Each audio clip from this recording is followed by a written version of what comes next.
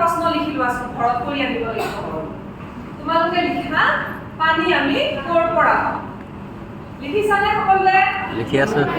বঢ়িয়া আৰু এটা লিখা পানী আমি কি কি কামত ব্যৱহাৰ কৰোঁ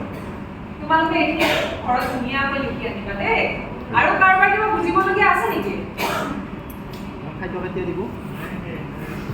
বুজিবলগীয়া নাই ন